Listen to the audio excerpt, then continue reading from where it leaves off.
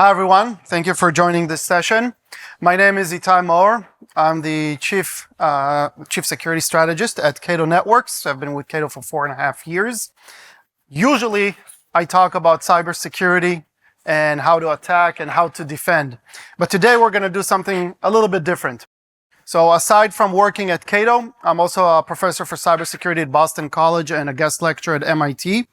So what I did is I took one of the lessons that I teach my students and made it a little bit more friendly. Basically, I took all the math out of it, and what we're going to do is we're going to learn a little bit about cryptography in the next 50 minutes or so. But we're going to do it in a way of different challenges. So I want to take you through the history of encryption and cryptography and have you guys help me decipher some of the challenges that we have here. Everyone up for that? Yeah. Okay. I even heard a whoop, so that's a good sign. Let's start going really back in history, and I'll start actually with a riddle that's not part of the deciphering, but one of the very first methods of encrypting messages, before we even talk about why it's important to encrypt messages, was at ancient times. You took prisoners, you tattooed a message on their head, you waited till their hair grows long, send them on a horse, to whoever needs to receive the message. They shave their head and read the message. Now that's a very good way of encrypting a message because it's hidden. Nobody can see it. But it wasn't very effective. It wasn't very scalable. Plus, usually the head came off after the message was read, so the messengers didn't enjoy that either. It was actually shown in one of the movies that I really like. Anybody know which movie this is from? Rush Hour. Which Rush Hour? 3. Wow, you guys are good. That was fast. Yeah, this is from Rush Hour 3. So yeah, this is the method of one of the very first methods of encryption. But if we're talking about a method of encryption that really lasted and had some algorithm behind it, the first one was called the Caesar Cipher. This is a message using the Caesar Cipher. Can anybody read it? Or start to read it? I have, and don't start guessing. That's not two. But I like the way you're thinking about it. Yeah. So just remember this: how hard this was initially when you look at it. How hard it is to decrypt. So how do you decrypt a message like this that's encrypted with the Caesar Cipher? Well, there are two methods to decrypt a message like this. One is statistical, and one is lingual. Let's start with the statistical one. What is the most common letter in the English language? E. That's easy. What is the second most common? Not S. T. What is the third? A. The only reason I remember that is my name is Etay. It's E-T-A-Y. So first, I just remember the first 3 letters of my name are the most common one. But yeah, if you look statistically, and you can do this for any language, you'll find which letters appear the most. So what do? You read the text, you look for which letter appears the most time. That's likely E. The second most likely one will be T, right? And you can find tables like this that show you which letter is the most common for which language. So you can see here, E is the most common, T is the second most common, A is the third. That's a statistical way. You can also do it, like somebody here tried to guess that the second word here was 2, or how you guessed the first one, and that is through lingual analysis. In the English language, there are only 2 letters that can appear by themselves, I and A.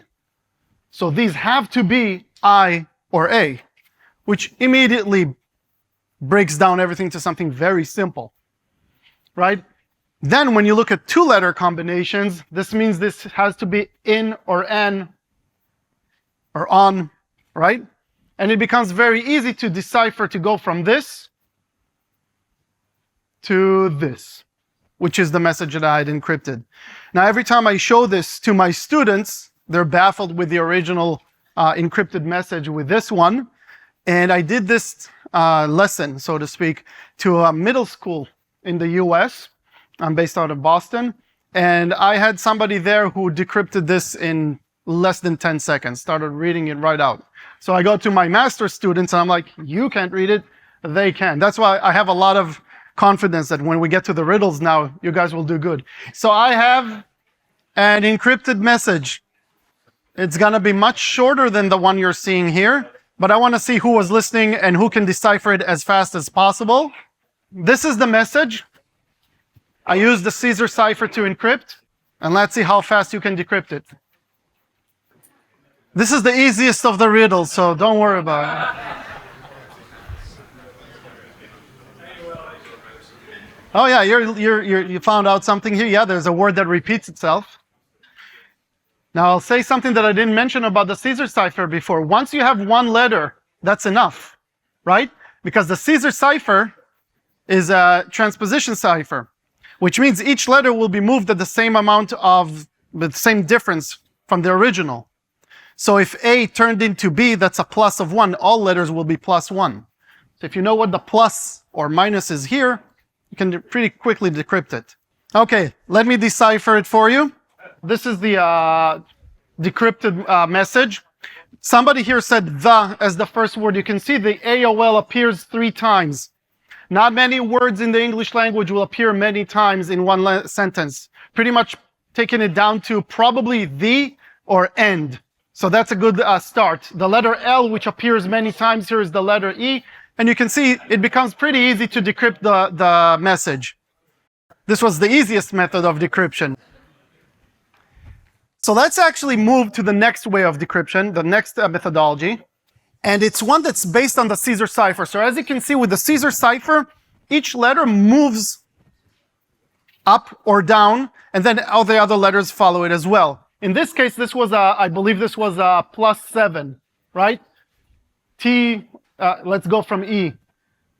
E, then F, G, H, I, J, K, L. So it's a +7. So each letter here, if you go -7, will tell you what the letter is. But let's move to a much more complicated method of encryption called the Vigenère cipher. The Vigenère cipher was a progression of the Caesar cipher. And it was really interesting because it used multiple Caesar ciphers, so multiple transposition of letters, and it also had a passphrase. Now, what was really interesting about the Vigenère cipher is everybody knew, and I'm going to show you, everybody knew how the system works. Everybody knew what the encryption algorithm is. And even though you knew how the system works, you could not decrypt an encrypted message. It was considered safe for over 300 years. Again, a system which is, everybody knew how it works, but you could not decrypt an encrypted message. Why? Let me show you how it works. And I'm not going to let you decipher, we're not going to take 300 years now to decipher a message. But I do have a question about it because there's something interesting going on. So how did the Vigenère cipher work? So let's say I want to encrypt the message, call me now, need help, with the Vigenère cipher. The first step is deciding on a passkey or passphrase, something that will help you encrypt.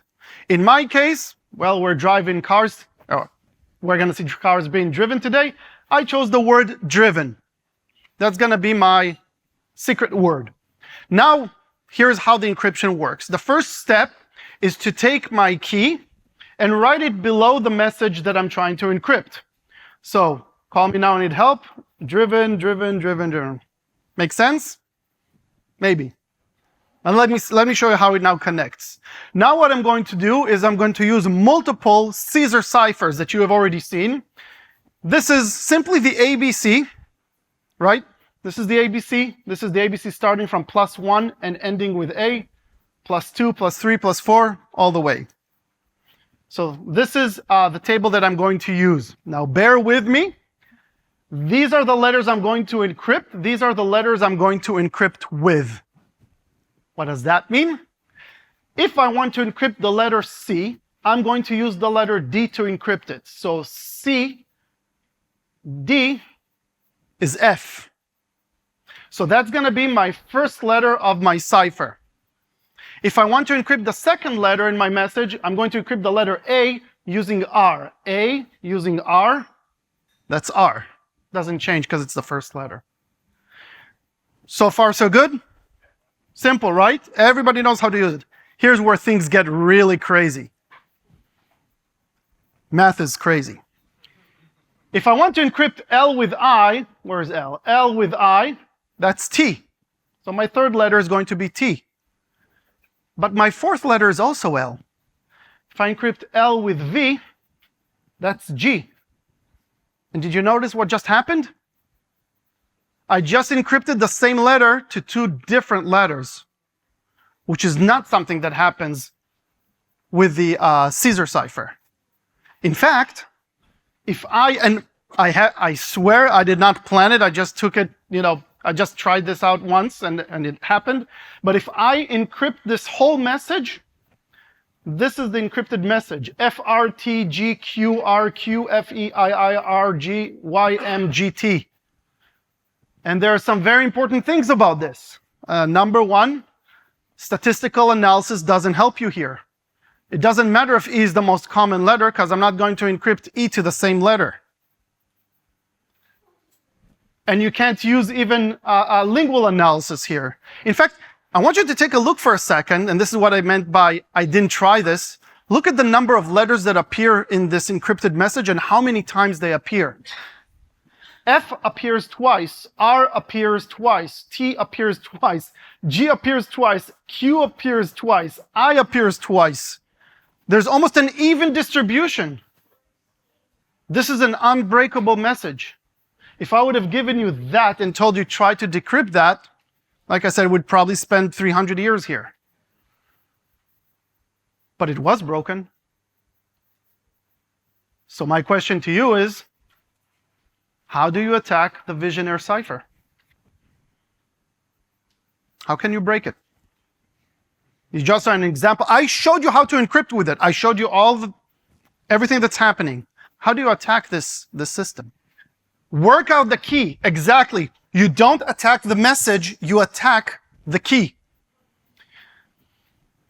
Now, bear with me for a second. I'll explain how you do that. We're not going to dive into it, but the basic idea is you don't know what the key is. But you can start guessing, and I'm going to say, okay, let's say the key is of size 5 letters. That means that the first letter in my encrypted message, the 6th, the 11th, the 16th, the 21st, were all encrypted with the same letter, right? Because there's a cycle. It starts like in Driven, right? It starts with D-R-I-V-E-N and then goes back to D. So I can take the 1st, the 6th, the 11th, 16th, and then run statistical analysis on that. If I'm wrong, okay, let's say maybe it has 7 letters. Then the 1st, the 8th, the 15th, the 22nd, and so on. Right? So you attack the key. Now it takes a lot of time and a lot of process, and my students hate me that I make them do that, but that's how you break it. You attack the key. But there's also something very important about the Vigenère cipher. Well, 2 very important things. I'll tell you one and I'll ask you one of them. One is that there's no sense in obscurity, no security by obscurity, meaning you don't hide how you create the encrypted message. You don't make that the most important thing. In fact, let everybody know about it. The secret is the secret word that we're using, right? So don't hide the methodology. Have something that's much easier to replace in case it's being found. The second thing is, and here I'm going to go back, I was using several Caesar ciphers in a row. I don't know, does it ring a bell to anybody, something like that, using multiple encryptions one after the other? Sounds familiar from something else? There's something also called the Karsiski's test, which I really like. And the Karsiski test is another methodology for breaking encrypted messages like the one I've shown you, the Caesar cipher one. And that is, you look in a long enough text for repetition. So if I look at this text, I can see OEAN and OEAN, right? So if I see that and there's a repetition, that gives me a clue as to what the key might be. What do I have to do? All I have to do is count the letters between this word and this word. Let's say there's 21 letters between those 2 identical words. That means that the key that I was using has to be of size 21, 7, or 3, because there's repetition, right? So already by looking at a long enough text, if I can analyze it and look for repetition, I can say, oh, I know what the key size has to be. It has to be a factor of that number. So it's either 3, 7, or 21. I promise no math. That's the only math that you'll see here, I think. There's another method of encryption, and here you're going to help me again with deciphering. This is a transposition cipher in which what you do is you take something like this. You take some sphere of some sort, some cone, and you take a long piece of paper and you wrap it around the cone. And you write your message from top to bottom.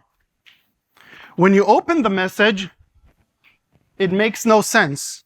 But when you wrap it around the correct cone, it makes sense. You can actually read it. Right? So what is the key here? The diameter of the cone, right? If it's too big, the letters will not align correctly. So if you want to have it very complicated, you can also have something that goes like wide and thin and goes back again. This, let's take example of this one here. This is what we call an 8x8 encryption because there are 1, 2, 3, 4, 5, 6, 7, 8 letters, and this has 8 sides. 1, 2, 3, 4, 5, 6, 7, and 8. So this is an 8x8. So, your pens and papers. I just received a note. It's this long. Here are the letters on it. And I have a spy who told me, hey, they were using a 6x3 transposition. 6x3 transposition. Try putting that and telling me what the message is into a 6x3 table. Everybody understands the methodology? I see some people looking at me. You take the encrypted message, and you take a table that's 6x3, and you write it in it. And then maybe you'll be able to decipher it. Let's get out of here. That's true. Yeah, you got it. So if you write it into a 6x3, you can see, let's get out of here. Z and M are just fillers. They don't matter. But notice there's a big difference between the methods that we just used, right? With this methodology, we took the original letter and we put it in a different place in the encrypted message. With the Caesar cipher, we changed the letter, but we kept the same position, right? So these are two very distinct ways, or very different ways to encrypt. One changes the letter, but keeps its position. The other one keeps the letter, but changes the position. Now, somebody here mentioned before, what is this? Right, this is the Enigma. We're not far from Station X here. A little bit about the history of the Enigma. I actually took those pictures. Every year I go and I speak usually at the RSA conference in San Francisco, and they have a lot of vendor booths. And the NSA has the vendor booth, and usually they have somebody, same guy comes with the Enigma machine. So I asked him to open it up for me so I can show it. How did the Enigma work, and why did the Enigma fail? Or how was it broken? So a little bit of history. Of course, this is from World War II. The Germans were not the only ones, by the way, who were using Enigma machines. The Swiss had one, the Russian had one that worked pretty similar. But how did it work? The way it worked is you would type a message, and you'd type a letter that you want to encrypt, and here a letter would light up that would tell you what to encrypt it to. How did it work, though? What were the mechanics behind it, and what made it so complicated? So when you press a letter, the first thing that happens here, you see there's a plug board here? There's a plug board here with all the letters that connects one letter to another. So say there's a connection between S and K, and you press on S, this wire from S goes to K, and it encrypts the letter to K. But of course, it doesn't end there. What happens next is from here, from this plug board, the letter or the electrical representation of the letter goes up here and goes through these three wheels. You'll notice that these are three wheels, all with the numbers 1 through 26, which represent the alphabet. And so multiple Caesar ciphers sounds familiar, right? Based on the Vigenère cipher. So the K goes +8, +1, in this case +1. It hits a reflector here, goes back, does 3 encryptions, gets back to the plug board, whatever letter it is now, changes, and lights up the letter here. If that wasn't simplified, here's a simplified diagram of it. Again, you press a letter, it goes through this plug board. Now, by the way, the plug board, not every letter was connected to another one. There were only 10 pairs, right? Now, you may ask yourself, why didn't they do all the letters? Why didn't they have 13 pairs? Because it adds to the entropy. It adds to what is the statistical probability of something to change? Because some of them don't change in the plug board. Goes on here, does 3 encryptions, hits the reflector, goes back 3 times, goes back through the plug board, and lights up a letter. That's the Enigma. Now, the Enigma, who broke the Enigma? Alan Turing and his team, not far, Bletchley Park, right? I think it's to the north. I'm not, right? Yeah, I need to visit that place at one point in my life. So my question to you is, and if you've seen, what is it, Imitation Game?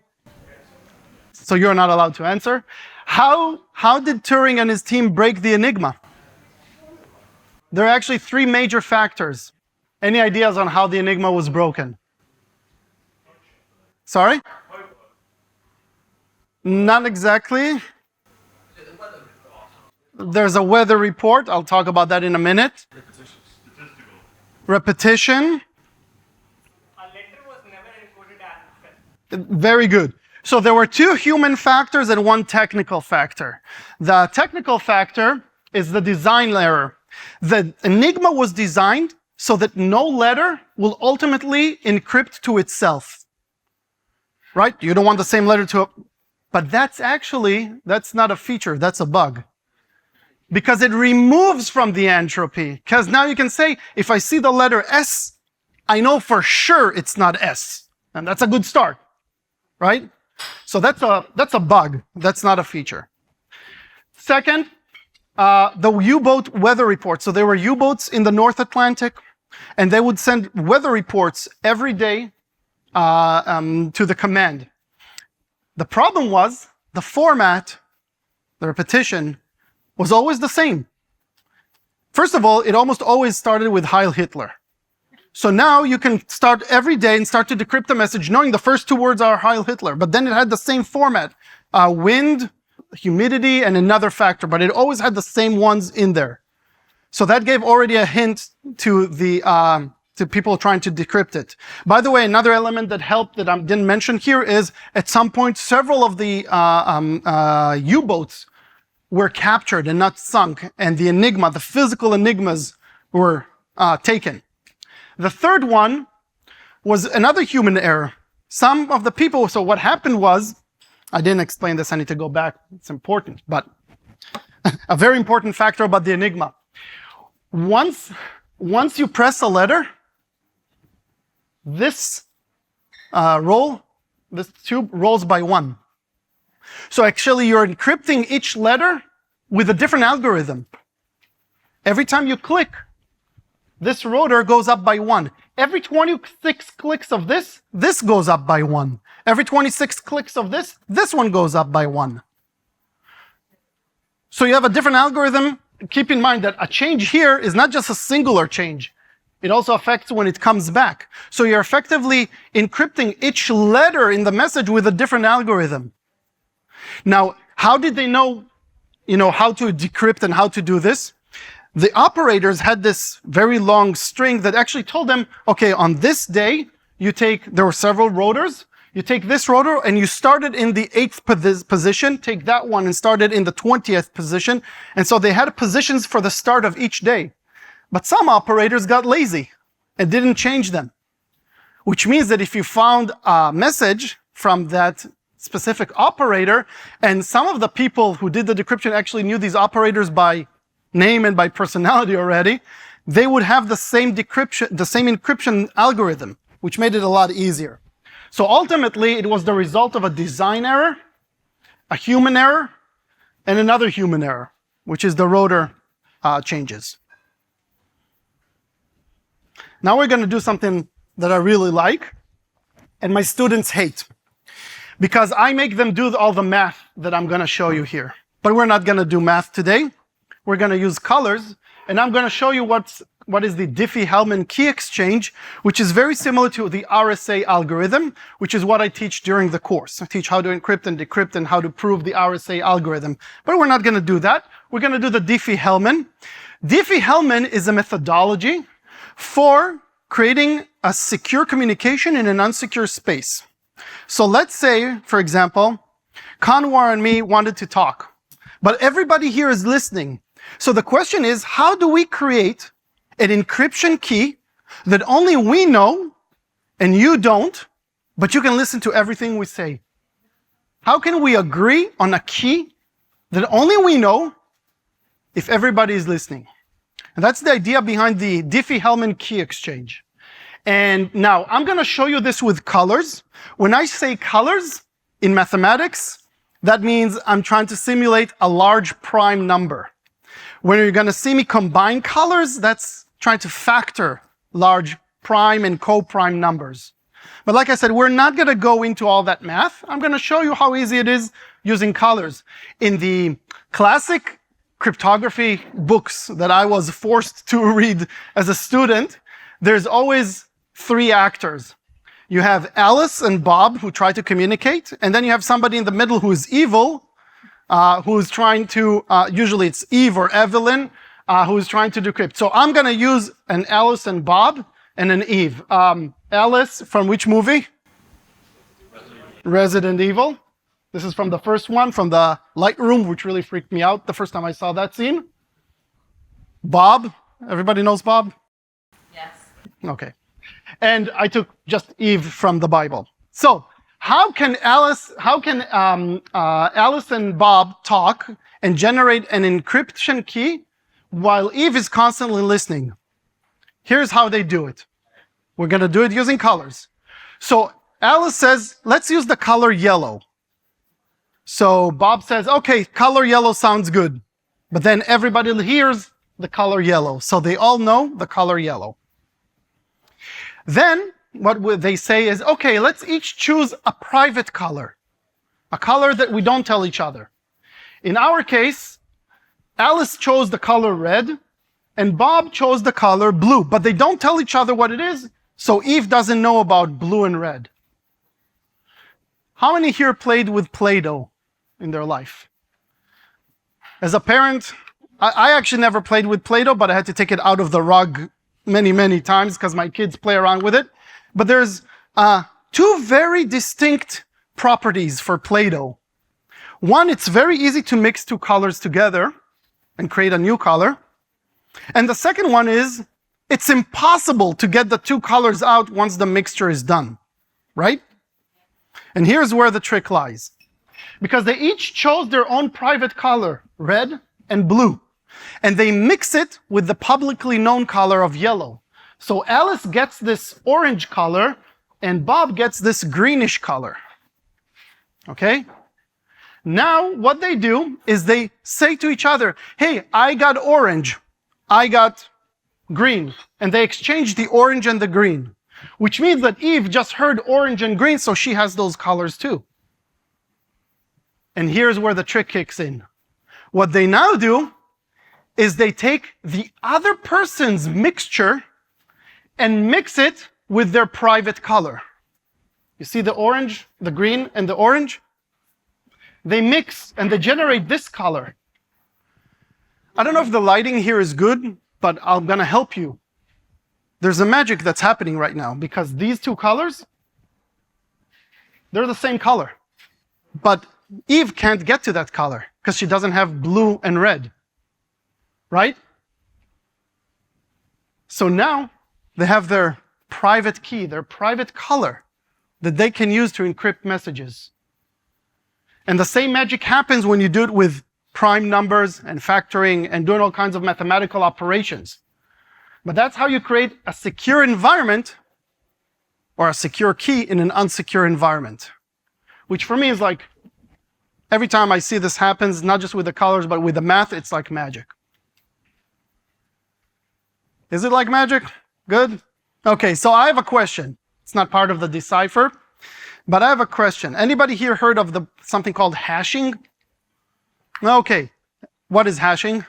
So hashing is taking something, taking a number, a text, whatever it is, and creating an encrypted version of it, which is actually always going to be the same size, the same number of letters, and it will always be the same thing. So if I take, for example, a long passage and I hash it using some algorithm, the result will always be, let's say in our case, 8 letters and numbers combination. But the trick about it is you cannot go from these 8 numbers and letters back to the original message. You cannot move backwards with hashing. That sounds stupid. Why would you do it then? Why would you take something that you know, turn it to something that you don't know, without the ability to go back to something that you know? Integrity. For example, emails, right? You write an email to somebody and you want to know that nobody tampered with it, right?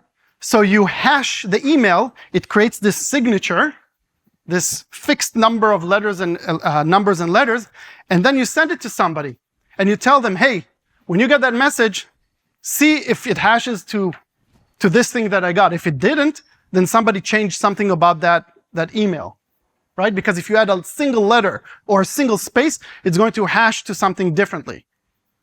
There's another very good application for hashing. You use it almost every day. At least I know for sure my wife does. When you go shopping online, how do websites, most of them, not all of them, remember your credit card? They don't want to keep your credit card. That's super risky. If somebody breaks to their database and steals the credit card, they're in a lot of trouble. So what do? The first time that you buy online, they take your credit card, make sure that it actually works, and then they hash it, right?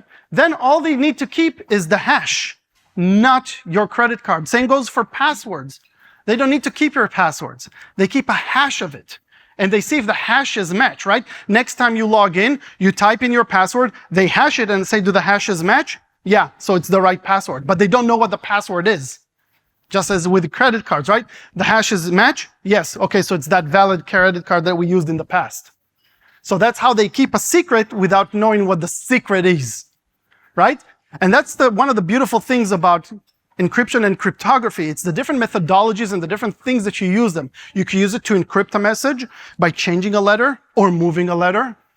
You can use it to keep a secret that you don't know.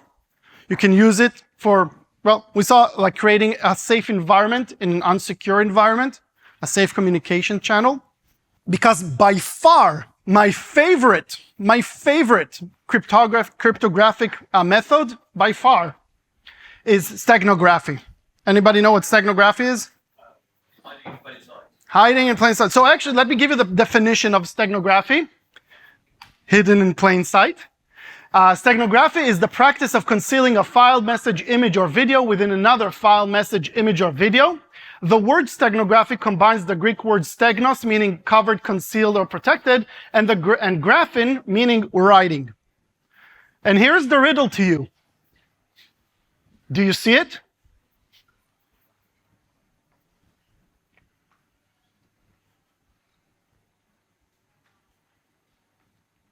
I am going to give this 300 years if we need, until somebody tells me I see it. I see something, yeah. That's not good enough. What do you see? Different fonts.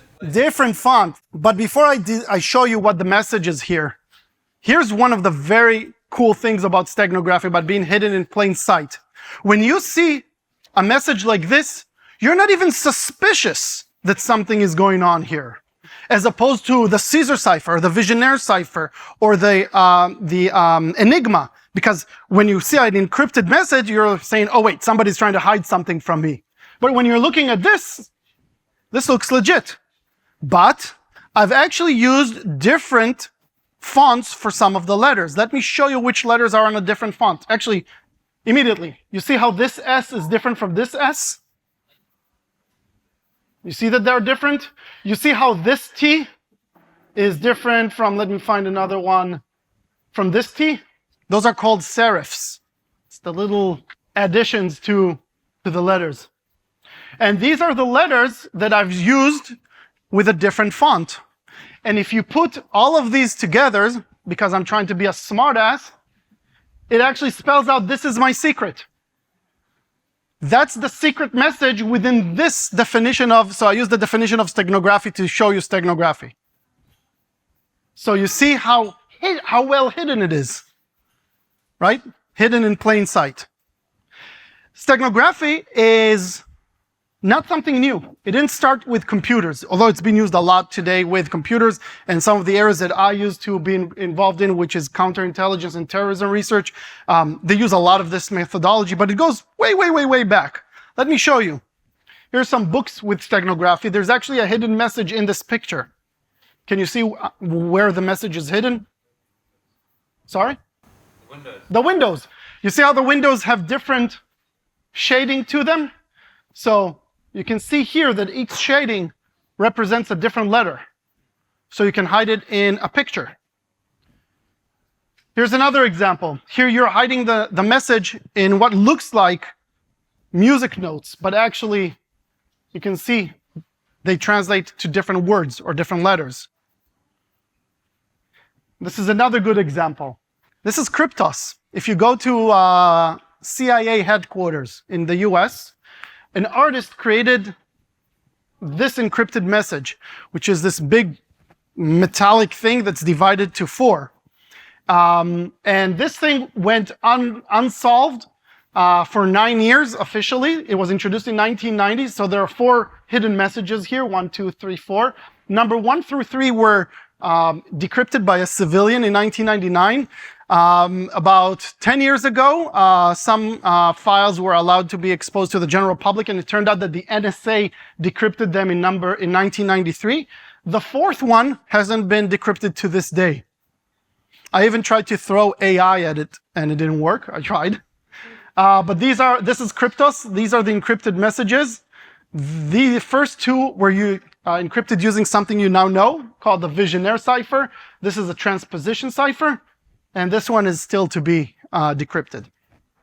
But I want to, again, go a little bit back and introduce you to 2 amazing people. By the way, if you want to learn more about what I'm showing you now, there's a great book by Simon Singh called The Code Book, which covers a lot of these topics in a non-mathematical way. These are William and Elizabeth Friedman. They're actually the first cryptographers in the US military.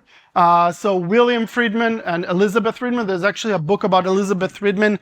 I think it's called she was called the spy's nemesis because she was amazing at decrypting encrypted messages. So really amazing woman. You can read about her biography. This is actually a picture of the first cryptographic course in the US Army. William and Elizabeth are sitting right here. And these are the first cryptographers of the US military. One of the methodologies that was first taught in this course was something called the Bacon cipher. This is the Bacon cipher, a very simple cipher, especially if you understand 1s and 0s, which are not difficult, right? It's representing letters with bits, right? So the first letter is A, so it's represented, they do A and B, I use 1s and 0s. So 0, 0, 0, 0, 0 represents A, right? Just like binary, if you know binary math. 0, 0, 0, 0, 1 is B. 0, 0, 0, 1, 0 is C. That's the Bacon cipher, right? Why are there always 5 letters? Because 2 to the power of 5 is 32. You only need 26, so you need 5 bits to represent all the letters. That's the Bacon cipher. Last question for you for the deciphering, but I'll continue telling the story. So this is the first cryptographic course. Do you see anything special about this picture?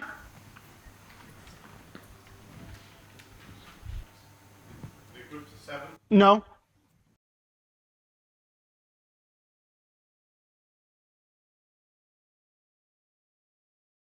So I'll tell you what's weird about this picture. Some of the people are looking straight, some are looking to the side. Right? Actually, this is a good example of the Bacon cipher along with steganography. First of all, there's an encrypted message here, and you wouldn't see it, right? It's hidden in plain sight. I sat down and decrypted the ones and the zeros. And if you decrypt the ones and the zeros, you treat anybody who looks at the camera as a 0 and anybody who looks to the side as a 1, you'll come up with these letters, and it spells out knowledge is power. It doesn't get to the R because they didn't have enough bits to represent the R, but it spells knowledge is power, which is William Friedman's favorite saying. Knowledge is power, which he encrypted into the picture of the first cryptographic course in the US Army. Now, William and Elizabeth, what they used to do is they would used to send every Christmas a Christmas card to their friends, but the message was encrypted, which I'm sure made them very popular at parties. And through a German researcher who collected these, I was able to bring you a couple of examples. So here's, for example, one of their greeting cards from Christmas. I don't remember which year this is from, I think 1913. And you see here all kinds of words and all kinds of numbers. And actually, if you put a letter to each one of these numbers based on their position in the alphabet, 1935, it spells out the Friedmans, William, Elizabeth, Barbara, and John Ramsey send you holiday greetings in astronomical quantities and wish for your most heartily Merry Christmas and Happy New Year. Here's another one. This is from 1928. This is the greeting that they sent. You put this on this, and it highlights letters, and you turn it around, and it starts spelling out a message, which is for Christmas greetings in 23, we use means quite up to date. A crypto photo telegram here brings you word of Christmas cheer. They weren't great in rhyming, but they could encrypt messages. This one is very simple. This is very similar to the one with the notes. You have pictures of people, and you combine the people here with the ones in the picture, and you get the letter, and it spells out the season's greetings. This is from 1931. You just follow the letters on the graph. In fluctuations violent comes our Christmas. Wish to you, may your next year's ups be many, may your downs be very few. Last one, I believe, and you already know what's happening here. You have musical notes, always 2 of them, because you have to combine 2 to get the letter that you want. And it spells out holidays are here again. We sing our song of cheers again. Like I said, not very good at rhyming. This is their tombstone in Arlington, Virginia. You can see William Friedman. William F. Friedman was a lieutenant colonel, passed away in 1969. Elizabeth passed away in 1980. William's favorite saying is on the tombstone. Knowledge is power. And this photo was taken by an amateur cryptographer and actually a computer game developer called Ilonka Dunnan. And it was her Decipher me moment. Because she was looking at this, she was paying her respect to William and Elizabeth, and she noticed something very weird about the tombstone. And my question to you is, do you see it? Actually, let me make it a little bit easier. I'm going to enhance a certain part of the tombstone and ask you if you see it. Serifs, right. The exact same example that I gave you at the beginning. Some letters have serifs and some don't. These are the letters that have and don't have serifs, as you can see here. You can see the little serifs here, and here, and here, and so on. And once you understand that some of them have serifs and some don't, if you apply their favorite algorithm, the Bacon cipher, this translates to this. 1s and 0s, which ones are using and not using serifs.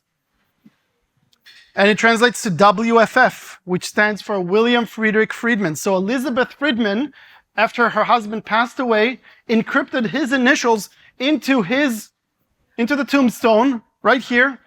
This was left unrevealed for over 40 years. This is from about 8 or 9 years ago. and shows you the power of encryption and the power of steganography, why it's important to use these tools, and how powerful they can be. So with that, I hope you enjoyed this quick, non-mathematical presentation about cryptography. We started with the head shaving, but we'll skip that one. The Caesar cipher, the Vigenère cipher, right? The transposition cipher. We talked about a little bit about Enigma. We talked about Diffie Hellman in a representation of RSA. We talked about hashes, and we talked about steganography. And there's a lot more to learn, so I highly encourage you. The code book, there are many other books.